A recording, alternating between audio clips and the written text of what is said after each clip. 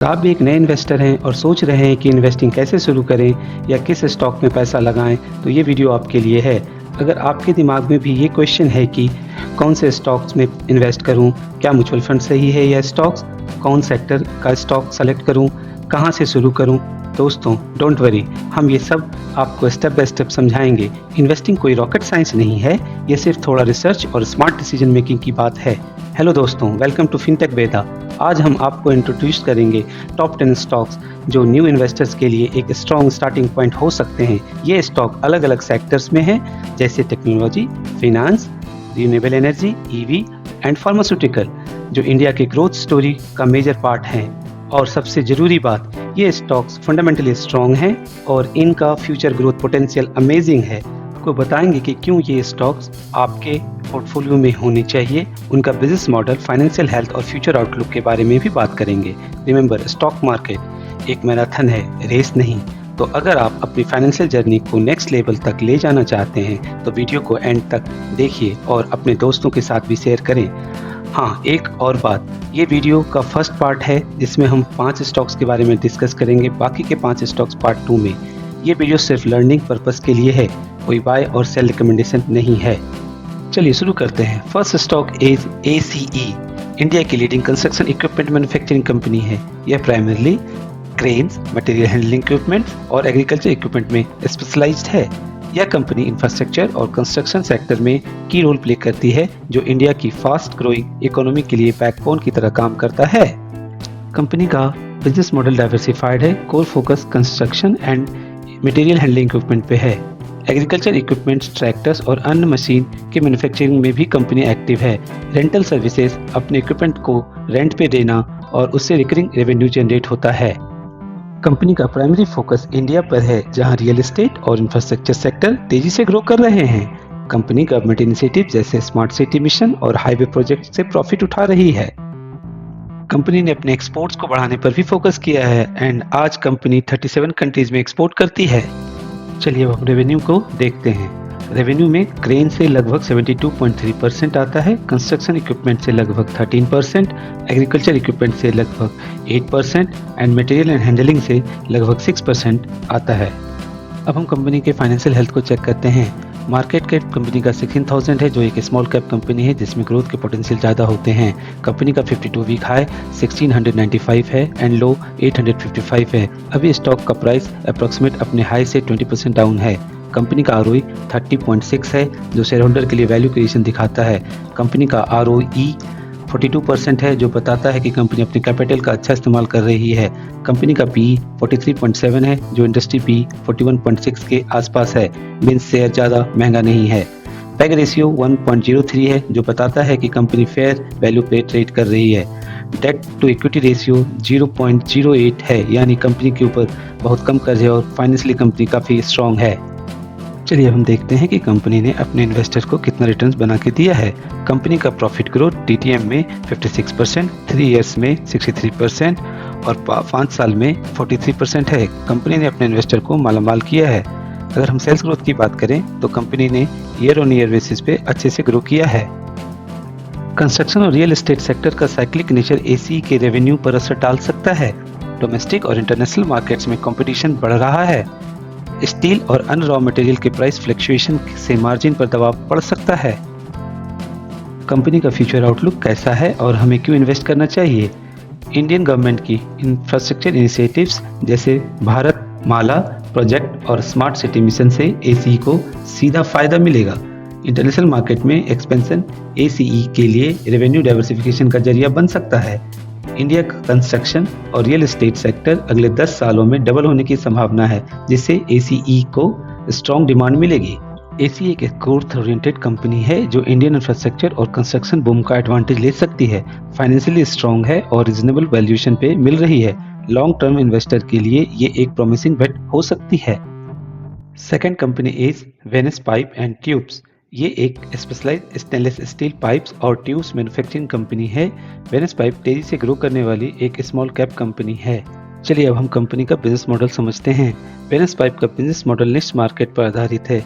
यह केवल stainless steel pipes और ट्यूब बनाती है जो high margin and high demand segment में है।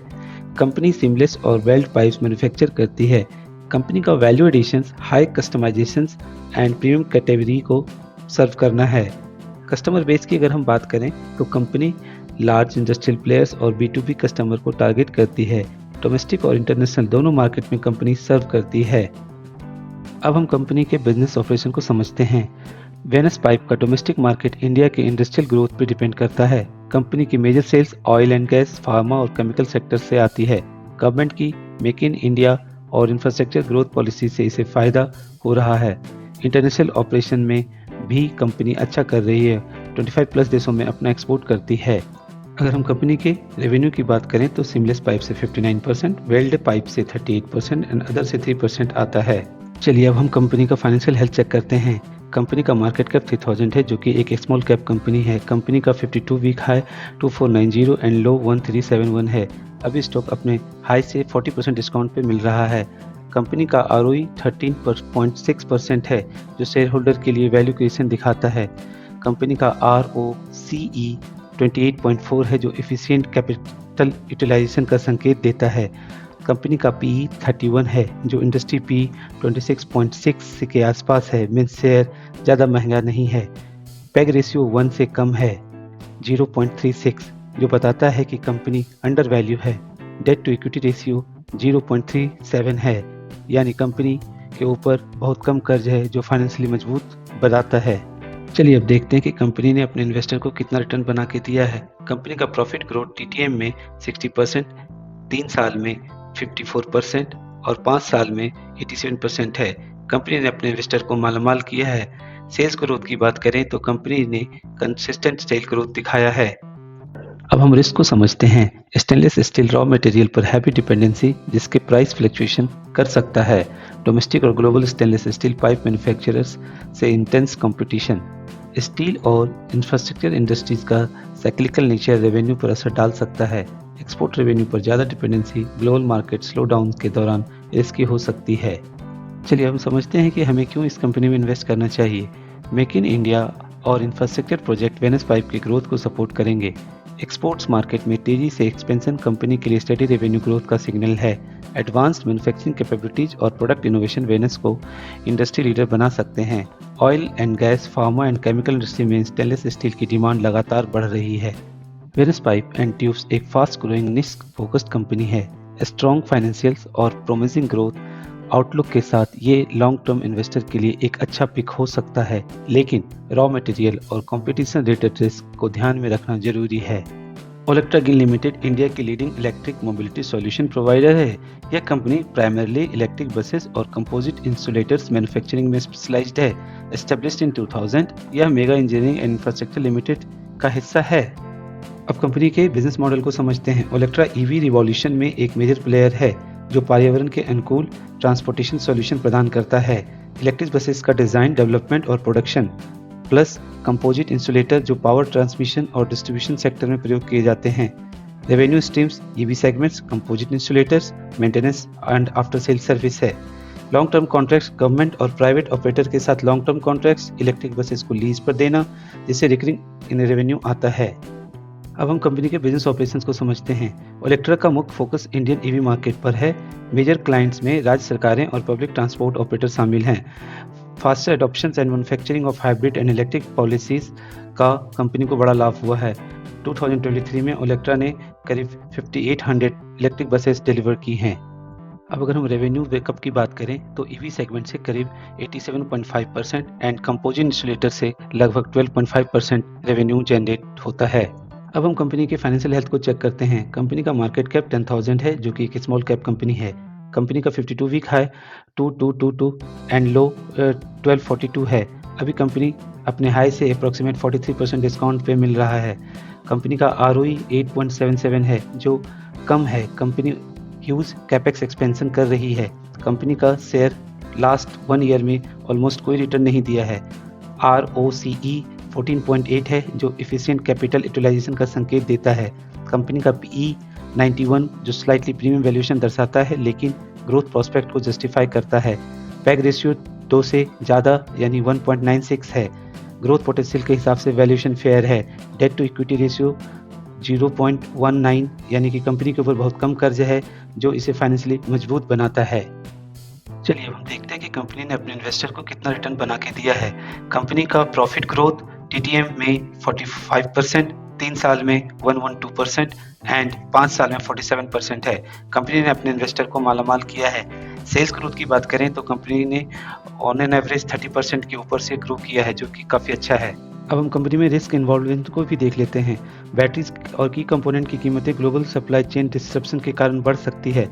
टाटा मोटर और अशोक लेलैंड जैसे एस्टेब्लिश प्लेयर से इंटेंस कंपटीशन मिल सकता है। डिमांड बढ़ने पर प्रोडक्शन स्केलिंग एक चुनौती बन सकती है। ईवी सब्सिडीज जैसे FAME2 पर हाई डिपेंडेंसी, यदि एक सब्सिडी हटा दी जाए तो ग्रोथ पर असर पड़ेगा। कंपनी का फ्यूचर आउटलुक कैसा है और हमें क्यों इन्वेस्ट करना चाहिए? इंडियन गवर्नमेंट के strong EV adoption targets and policies से इलेक्ट्रा को लॉन्ग टर्म में बेनिफिट मिलेगा। Environment friendly public transport solution की डिमांड बढ़ रही है। कंपनी के पास 2026 तक फुलफिल करने के लिए रोबस्ट ऑर्डर बुक है। इलेक्ट्रा नई ईवी टेक्नोलॉजी अडॉप्ट कर रही है, जिससे कम्पिटिटिव एडवांटेज मिलेगा। इलेक्ट्रा गेनटेक एक प्रॉमिसिंग ईवी फोकस्ड कंपनी है जो इंडियन पब्लिक ट्रांसपोर्ट रिवॉल्यूशन का हिस्सा है। लॉन्ग टर्म इन्वेस्टर्स के लिए ये एक स्ट्रॉन्ग ग्रोथ बेट हो सकती है, लेकिन पॉलिसी और कॉम्पिटिटिवनेस रिस्क हो सकता है। ध्यान से इन्वेस्ट करें। Fourth company Gensol engineering limited top 10 EPC clean energy solution provider है, जो रिन्यूएबल एनर्जी सेक्टर खासकर सोलर एनर्जी प्रोजेक्ट में काम करता है। जेंसोल अपनी इनोवेशन सॉल्यूशन और एनर्जी एफिशिएंट प्रोजेक्ट के लिए जानी जाती है। अब हम कंपनी के बिजनेस मॉडल को समझते हैं। EPC services solar power plant की डिज़ाइन और डेवलपमेंट इम्प्लीमेंटेशन करती है। Operation and maintenance existing solar plants की एफिशिएंसी बढ़ाने के लिए मेंटेनेंस सर्विस प्रोवाइड कराती है। EV leasing and manufacturing tailor made EV leasing and manufacturing company करती है। कंपनी का revenue model mainly project based contract, long term O&M agreements, solar asset management service से आता है। कंपनी के बिजनेस ऑपरेशन को समझते हैं। जेंसोल का प्राइमरी फोकस इंडियन मार्केट के सोलर बिजनेस पर है। इंडस्ट्रियल और कमर्शियल क्लाइंट्स को सोलर एनर्जी एडॉप्शन में मदद करता है। स्टेट वाइज डिस्ट्रीब्यूशन में महाराष्ट्र, गुजरात और राजस्थान प्रमुख मार्केट हैं। EV leasing business also doing good. Company focusing also one stop solution for EV business. Company का 93% ऑर्डर बुक सोलर से और रिमेनिंग 7% ऑर्डर बुक EV से आता है। जेंसोल ने मिडिल ईस्ट में प्रेजेंस एस्टेब्लिश की है। एक्सपोर्ट रेवेन्यू अभी कम है, लेकिन स्लोली ग्रो कर रहा है। कंपनी का मेन रेवेन्यू सोलर बिजनेस से 83% एंड EV लीजिंग बिजनेस से 17% आता है।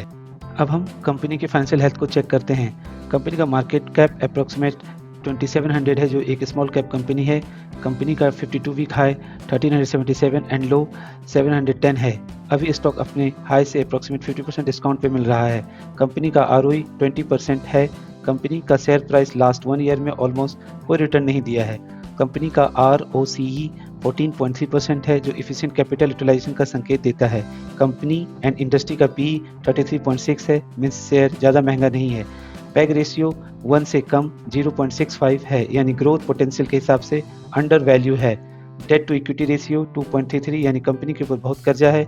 ये एक नेगेटिव पॉइंट है, but solar business capital intensive होता है। चलिए हम देखते हैं कि कंपनी ने अपने इन्वेस्टर को कितना रिटर्न्स बना के दिया है। TTM बेसिस पे 146%, 3 इयर्स में 156%, 5 साल में 52% है। कंपनी ने अपने इन्वेस्टर को मालामाल किया है। अगर हम सेल्स ग्रोथ की बात करें तो कंपनी एक अच्छे कंसिस्टेंट ग्रोथ के साथ ग्रो कर रही है। अब हम कंपनी में रिस्क इन्वॉल्व को भी एनालाइज करते हैं। सोलर पैनल्स और अन्य कंपोनेंट्स की प्राइस फ्लक्चुएशन मार्जिन को प्रोवाइड कर सकती है। सोलर EPC और O&E में सर्विस में एस्टेब्लिश और नए प्लेयर्स से कंपटीशन, रैपिड एक्सपेंशन के कारण ऑपरेशनल और financial risk, renewable energy sector में गवर्नमेंट सब्सिडीज और पॉलिसीज पर हैवी डिपेंडेंसी। कंपनी का फ्यूचर आउटलुक कैसा है और हमें क्यों इन्वेस्ट करना चाहिए? गवर्नमेंट का टारगेट 2030 तक 500 गीगावाट रिन्यूएबल एनर्जी कैपेसिटी है, जिसमें जेंसोल जैसे बड़े प्लेयर को फायदा होगा। मिडिल ईस्ट में एक्सपेंशन से रेवेन्यू डाइवर्सिफिकेशन का मौका, सोलर प्लांट एफिशिएंसी बढ़ाने के लिए एडवांस टेक्नोलॉजी का एडॉप्शन, बिजनेस और इंडस्ट्री रिन्यूएबल एनर्जी सोर्सेज की तेजी से अडॉप्ट कर रहे हैं। जेंसोल इंजीनियरिंग एक स्ट्रॉन्ग ग्रोथ स्टोरी ऑफर करता है। रिन्यूएबल एनर्जी सेक्टर के रैपिड एडॉप्शन और स्ट्रॉन्ग फाइनेंशियल फंडामेंटल के कारण लॉन्ग टर्म इन्वेस्टर के लिए यह एक प्रॉमिसिंग पिक हो सकता है, लेकिन कंपटीशन और पॉलिसी रिस्क को ध्यान में रखना जरूरी है। Fifth company is Caplin point, एक इंडियन फार्मास्यूटिकल का डार्क हाउस कंपनी है जो प्राइमरली इमर्जिंग मार्केट जैसे लैटिन अमेरिका, अफ्रीका और साउथ एशिया के लिए फार्मास्यूटिकल्स डेवलप और सप्लाई करती है। ये कंपनी अफोर्डेबल और हाई क्वालिटी मेडिसिन प्रोवाइड कराने पे फोकस करती है। कैपलिन का business model low competition and high margin market को टारगेट करता है। कंपनी का core focus area pharmaceutical manufacturing और डिस्ट्रीब्यूशन, इंजेक्टेबल और जेनेरिक मेडिसिन का प्रोडक्शन है। 65% ऑफ ड्रग्स WHO के एसेंशियल लिस्ट में आता है।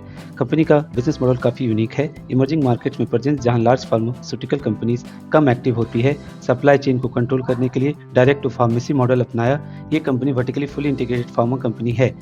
रेवेन्यू की बात करें तो जेनरिक्स और ब्रांडेड जेनरिक्स का export, long term supply contracts and pharmaceutical partnership है। चलिए हम कंपनी के बिजनेस ऑपरेशन को समझते हैं। कंपनी मेनली एक्सपोर्ट बिजनेस में है। रेवेन्यू का मेजर पोर्शन लैटिन अमेरिका और अफ्रीका से आता है। कंपनी का प्रोडक्ट पोर्टफोलियो काफ़ी डाइवर्सिफाइड है। कंपनी R&D में स्ट्रॉन्ग है। यूएस और यूरोपियन यूनियन में इंजेक्टेबल प्रोडक्ट्स के अप्रूवल के बाद ये हाई मार्जिन मार्केट में पेनिट्रेशन बढ़ा रही है। अब हम कंपनी के रेवेन्यू को एनालाइज कर लेते हैं। Geography wise revenue Latin America से 82%, रेस्ट ऑफ द वर्ल्ड से 18% आता है। प्रोडक्ट वाइज रेवेन्यू जेनरिक से 75% और ब्रांडेड जेनरिक से 25% आता है। अब हम कंपनी के फाइनेंशियल हेल्थ को चेक करते हैं। कंपनी का मार्केट कैप अप्रोक्सीमेट 17,000 है, जो कि एक स्मॉल कैप कंपनी है। कंपनी का 52 वीक हाई 2641 है एंड लो 1221 है। अभी स्टॉक अपने हाई से अप्रोक्सीमेट 14% डिस्काउंट पे मिल रहा है। कंपनी का ROE 26.2 है। कंपनी ने अपने इन्वेस्टर को मालामाल किया है। कंपनी का ROCE 26.5 है, जो एफिशिएंट कैपिटल यूटिलाइजेशन का संकेत देता है। कंपनी एंड इंडस्ट्री का PE 34.8 है। मीन्स शेयर महंगा नहीं है। पैग रेशियो 1 से ज़्यादा 1.65 है, यानी ग्रोथ पोटेंशियल के हिसाब से फेयर वैल्यू है। डेट टू इक्विटी रेशियो 0 है, यानी कंपनी के ऊपर कोई कर्जा नहीं है एंड फाइनेंशियली कंपनी काफ़ी स्ट्रॉन्ग है। चलिए हम देखते हैं कि कंपनी ने अपने इन्वेस्टर को कितना रिटर्न्स बना के दिया है। कंपनी का प्रॉफिट ग्रोथ TTM में 18%, 3 साल में 24% और 5 साल में 21% है। कंपनी ने अपने इन्वेस्टर को मालामाल किया है।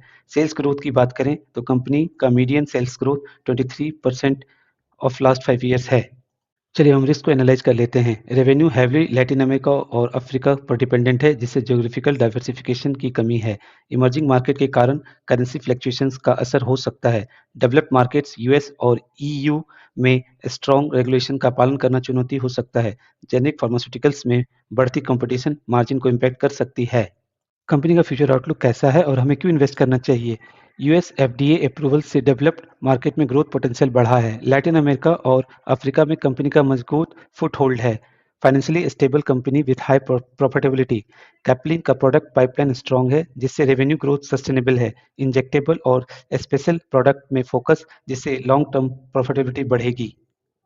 कैपलिन पॉइंट एक प्रोमिसिंग फार्मा कंपनी है, जो इमर्जिंग मार्केट्स में स्ट्रॉन्ग प्रेजेंस और यूएस जैसे हाई मार्जिन मार्केट्स में एंट्री के कारण अट्रैक्टिव लगती है। लॉन्ग टर्म इन्वेस्टर्स के लिए ये एक स्टडी ग्रोथ स्टोरी हो सकती है। तो ये थी 5 कंपनियां जो हमने पार्ट 1 में देखा और इसका एनालिसिस किया। अगर आपको किसी भी कंपनी का डिटेल एनालिसिस चाहिए तो please comment the name of the company. बचे हुए 5 कंपनी का हम एनालिसिस पार्ट 2 में करेंगे, so don't forget to watch part 2। चलिए हम समझते हैं कि कंपनी को हमने कैसे सेलेक्ट किया है। कंपनी को हमने सेलेक्ट करते वक्त कंपनी का fundamentals, past performance, sector trends, growth potential और बिजनेस मॉडल को ध्यान में रखा है। ये वीडियो केवल एजुकेशन पर्पस के लिए है। इसमें कोई भी बाय और सेल रिकमेंडेशन नहीं है। मैं कोई एक सेबी रजिस्टर्ड एडवाइजर नहीं हूँ। अगर आपको ये वीडियो अच्छी लगी हो तो please subscribe my channel for such informative video. Don't forget to like and share with your friends. Thanks for watching.